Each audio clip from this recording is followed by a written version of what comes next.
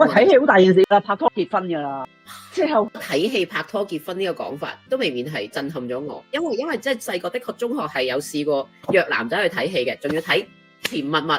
屌唔得，跟住因為我個信念崩潰咗。我睇戲係唔關拍拖事嘅，咁我係人都約啦，屌你老母！咁所以我係好多睇戲嘅 mate 嘅。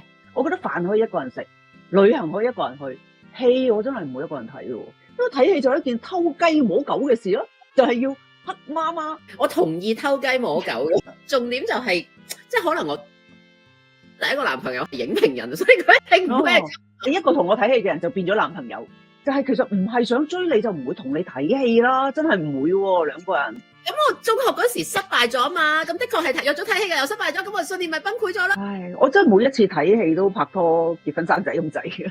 你無端端約另外一個女人去睇戲，你一定係想追佢同埋想同佢結婚有 BB， 好嚴重啊呢件事，嚴重過同車喎同居喎。如果你兩個一齊睇戲啊，一定好嚴重啊呢件事。後邊有千千萬萬嘅男性而家反對緊你，即係我都無謂反對你。對啊，多謝 PM。我唔知咧，大家係咪咁啊？你哋會唔會約啲係冇意思嘅對象去兩條友睇戲咧？